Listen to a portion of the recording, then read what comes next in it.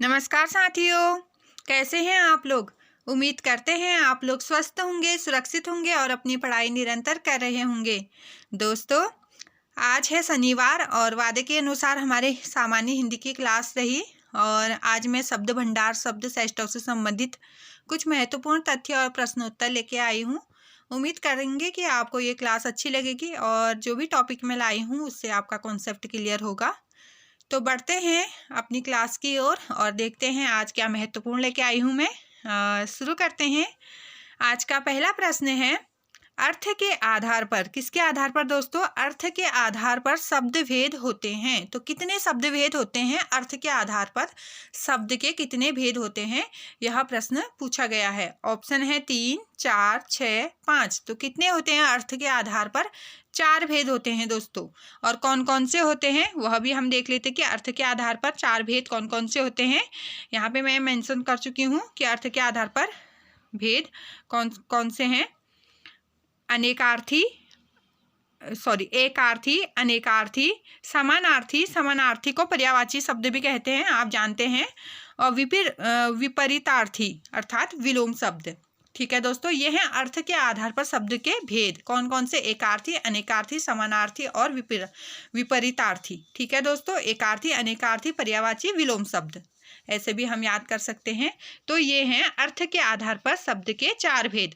अब आगे बढ़ते हैं उत्पत्ति के आधार पर। ठीक है दोस्तों, उत्पत्ति के आधार पर भी शब्द के कितने भेद बताए गए हैं? तो 4 भेद ही उत्पत्ति के आधार पर शब्दों के बताए गए हैं। और अब हमें ये बताना है कि उत्पत्ति के आधार पर जो 4 शब्द भेद बताए हैं उसमें से कौन सा नहीं है, ऐसा होना चाहिए था। नहीं, मैं मेंशन नहीं कर पाई हूँ यहाँ पे, तो माफ़ी चाहती हूँ।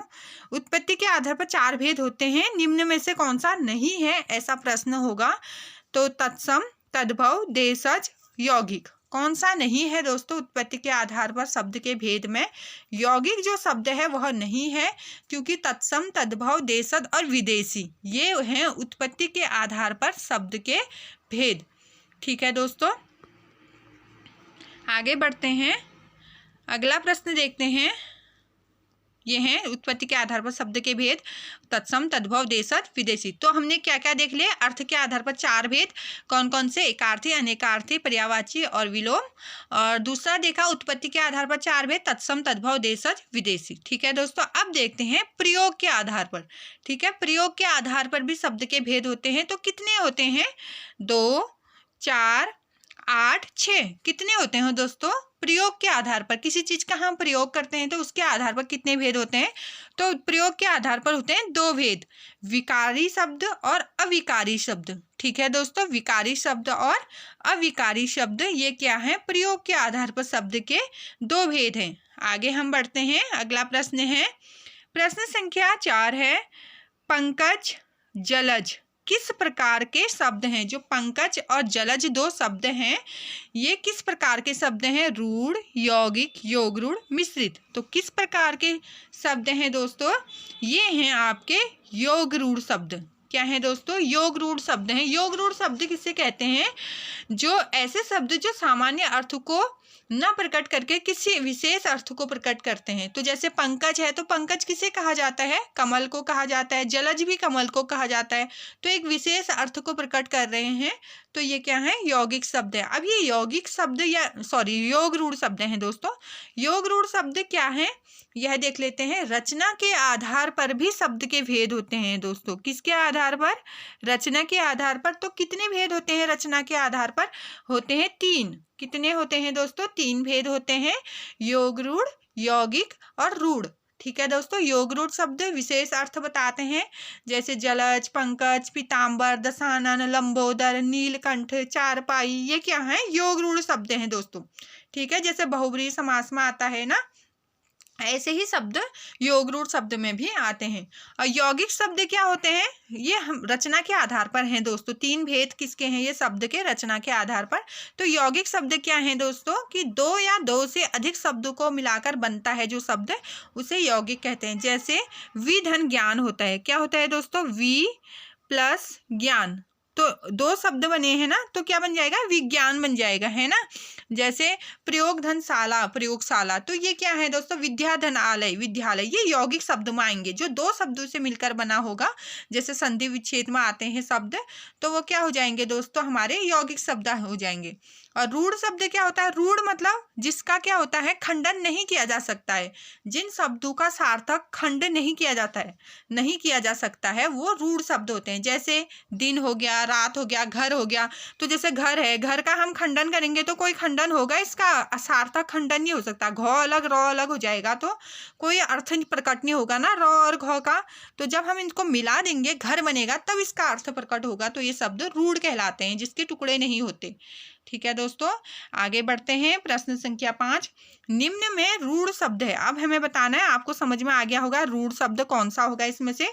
दूध वाला, घुड़सवार, नाक, लंबोदर। तो कौन सा होगा दोस्तों, नाक जो शब्द है, नाक, ये रूढ़ शब्द होगा। क्यों, क्योंकि इसके कोई खंड नहीं कर सकता है।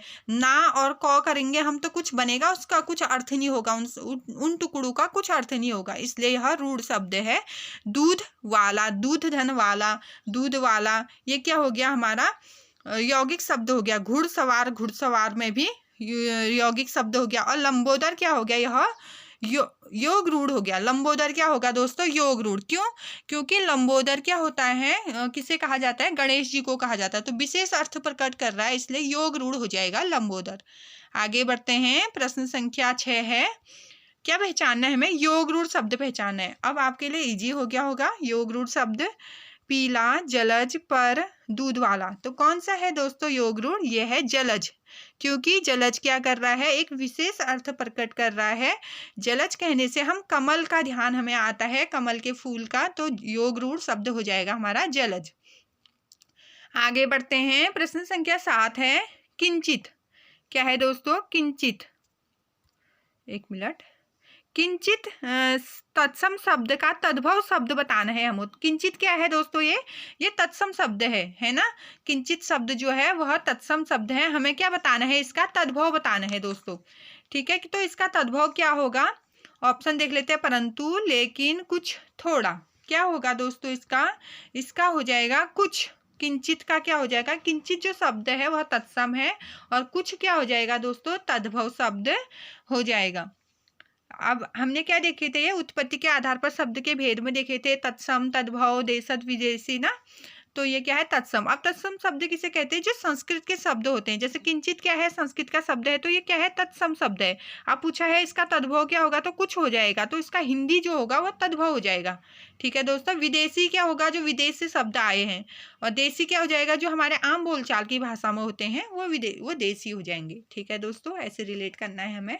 अगला प्रश्न देखते हैं। प्रश्न संख्या 9, तत्सम शब्द पहचानिए। फिर से हमें क्या पहचानना है, तत्सम शब्द पहचानना है। निद्रा, कान, मोर, बंदर। तो कौन सा है दोस्तों, बताइए कौन सा है तत्सम शब्द। जो निद्रा शब्द होगा वह तत्सम शब्द हो जाएगा, क्योंकि इसका तद्भव क्या होगा दोस्तों, नींद। नींद क्या हो जाएगा, नींद बोलते हैं ना हम, निद्रा तो बोलते नहीं है, तो नींद बोलते हैं। जब हम हिंदी बोलते हैं तो हम क्या बोलते हैं, नींद बोलते हैं। तो नींद क्या हो जाएगा, हमारा तद्भव शब्द हो जाएगा। और निद्रा क्या हो जाएगा, ये तत्सम शब्द हो जाएगा। अब कान है, कान हमारा तद्भव शब्द है, इसका तत्सम करेंगे तो क्या हो जाएगा, कर्ण हो जाएगा। मोर क्या है, हमारा तत्सम शब्द है, सॉरी तद्भव है, इसका तत्सम क्या हो जाएगा, मयूर हो जाएगा।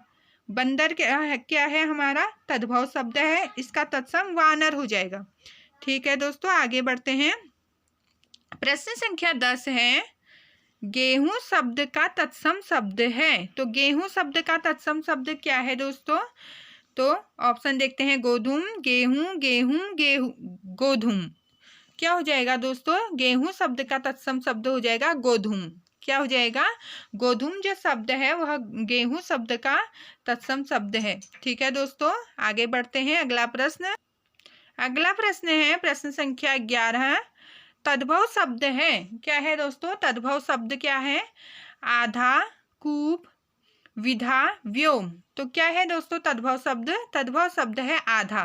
क्या है दोस्तों, जो आधा शब्द है वह तद्भव है, जबकि कूप, विद्या और व्योम हमारे तत्सम शब्द हैं। ठीक है दोस्तों, अगला प्रश्न देखते हैं। प्रश्न संख्या 12 है हमारा, पर्ण। क्या है दोस्तों? पर्ण तद्भव शब्द है। पर्ण का तद्भव शब्द क्या होगा? ये पूछा गया है कि पर्ण जो शब्द है इसका तद्भव क्या होगा?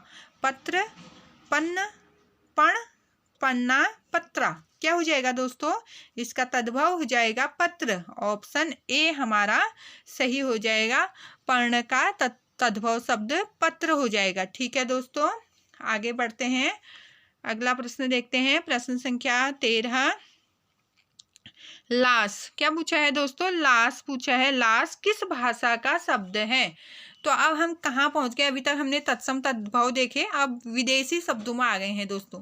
तो लाश एक विदेशी शब्द है, लेकिन विदेशी में भी कौन सा शब्द है? फारसी, अरबी, पुर्तगाली, तुर्की। कौन सा शब्द है दोस्तों लाश? यह है तुर्की शब्द। ऑप्शन डी हमारा सही हो जाएगा। लाश जो शब्द है यह तुर्की शब्द है। और तुर्की अन्य कौन कौन से शब्द होते हैं? जैसे कैंची, कालीन, चेचक, जाजिम, तलाश, बेगम, बहादुर, ये सब शब्द जो भी हैं ये क्या है दोस्तों? तुर्की शब्द हैं। ये भी ध्यान देने हैं हमें, कई बार पूछे जाते हैं। तुर्की, पुर्तगाली, है ना, डच, ये कौन सी भाषा के शब्द हैं ऐसे पूछे जाते हैं। अगला है खिचड़ी। जो खिचड़ी शब्द है यह किस भाषा का शब्द है? यह पूछा गया है। तो देशज है, तत्सम है, विदेशज है, तद्भव है। तो कौन सा है दोस्तों? खिचड़ी क्या है? ये देशज शब्द है। देशज मतलब जो हम घरेलू भाषा में बोलते हैं, आम बोलचाल में बोलते हैं, वो देशज शब्द कहलाते हैं दोस्तों। अगला प्रश्न है प्रश्न संख्या 15। एक मिनट दोस्तों, सिलेक्ट क्यों रहा? प्रश्न संख्या 15 है आलमारी। क्या पूछा है? आलमारी शब्द किस भाषा का शब्द है? आलमारी किस विदेशी भाषा का शब्द है? यह पूछा गया है। तो किस विदेशी भाषा का शब्द है? अंग्रेजी, फ्रांसीसी, डच, पुर्तगाली। तो किस भाषा का शब्द है दोस्तों आलमारी? यह है पुर्तगाली भाषा का शब्द। ठीक है दोस्तों, पुर्तगाली भाषा का शब्द है आलमारी। विदेशज शब्द है। और प्रश्न संख्या 16 है हमारा, विदेशज शब्द है। तो विदेशज शब्द कौन सा है इसमें से? रिक्शा, जूता, तेंदुआ, नौ। तो इसमें से विदेशज शब्द कौन सा है यह पूछा गया है। तो जो रिक्शा शब्द है दोस्तों यह विदेशी शब्द है, यह हमारे देश का शब्द नहीं है। और ये कौन से विदेशी शब्द है दोस्तों? यह है जापानी शब्द है। ठीक है दोस्तों, जापान का शब्द है, जापानी भाषा का शब्द है क्या? रिक्शा। ठीक है दोस्तों, और जबकि बाकी जो हैं जूता, तेंदुआ, नौ, ये अंग्रेजी, ये हमारे देश की भाषा है। सॉरी दोस्तों, ये देशज भाषा है। क्या है दोस्तों? देशज भाषा। और नौ तो दिख ही रहा है आपको, तत्सम शब्द है ये देशज में भी नहीं आएगा, तत्सम में आ जाएगा। जूता और तेंदुआ क्या है? हमारे देशज भाषा है। ठीक है दोस्तों, प्रश्न संख्या 17 है उर्दू। क्या पूछा है दोस्तों? उर्दू जो शब्द है ये उर्दू किस भाषा का शब्द है? यह पूछा गया है कि उर्दू जो शब्द है किस भाषा का शब्द है? फारसी, हिंदी, तुर्की, प्राकृत। किस भाषा का शब्द है दोस्तों? यह है तुर्की भाषा का शब्द। ठीक है दोस्तों, ऑप्शन सी हमारा सही हो जाएगा। उर्दू जो शब्द है मूलतः तुर्की भाषा का शब्द है, जिसका अर्थ क्या होता है दोस्तों? शाही शिविर या खेमा। ठीक है दोस्तों, उर्दू का अर्थ होता है शाही शिविर या खेमा। तुर्की भाषा का शब्द है उर्दू। आगे बढ़ते हैं, प्रश्न संख्या 18 है पुर्तगाली भाषा का शब्द है। तो पुर्तगाली भाषा का शब्द क्या है? आलू, अंग्रेज, कैंची, कुली। तो क्या है दोस्तों पुर्तगाली भाषा का शब्द? यह है आलू। आलू जो शब्द है यह पुर्तगाली भाषा का शब्द है। जो अंग्रेज है यह फ्रेंच भाषा का है। कैंची और कुली तुर्की भाषा के शब्द हैं दोस्तों। कैंची और कुली किस भाषा के हैं? तुर्की भाषा के हैं। अभी उर्दू भी देखा हमने कि उर्दू भी तुर्की भाषा का शब्द है। आगे बढ़ते हैं, प्रश्न संख्या 19 रेलगाड़ी शब्द है। जो रेलगाड़ी शब्द है दोस्तों यह किस भाषा का शब्द है? रेलगाड़ी, देशज, विदेशी, तद्भव, संकर। तो किस भाषा का शब्द है दोस्तों? यह है संकर। संकर शब्द है ये। ठीक है दोस्तों, संकर शब्द किसे कहते हैं?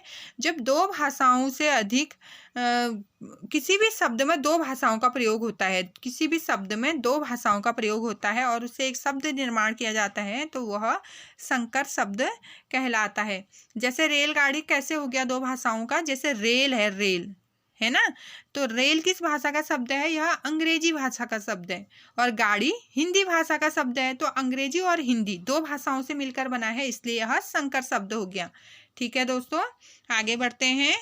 प्रश्न संख्या 20 है, सील बंद क्या है दोस्तों? सील बंद शब्द कौन सा शब्द है? तद्भव है, तत्सम है, देशज है या संकर है? तो यह भी क्या है दोस्तों? संकर शब्द है। ठीक है, क्या है? संकर। क्यों? जो सील है दिख ही रहा है आपको, अंग्रेजी भाषा का शब्द है, और जो बंद है यह किस भाषा का शब्द है दोस्तों? फारसी भाषा का। किस भाषा का है? फारसी भाषा का है, तो यह भी हमारा संकर शब्द हो गया। और कैसे क्या क्या होते हैं? जैसे छायादार, छाया संस्कृत भाषा का हो गया, दार फारसी भाषा का हो गया, तो छायादार हमारा क्या है? यह भी संकर शब्द है। सीलबंद, रेलगाड़ी आप देख ही चुके हैं। और डाकघर, डाकघर जो होता है दोस्तों, यह भी क्या है? यह भी संकर शब्द है। और चुगलखोर है ना, यह भी संकर शब्द है। तो ये ऐसे शब्द हमें याद होने चाहिए, या हम कहीं पे इनको लिख लेंगे तो ज़्यादा इजी हो जाएगा समझने में।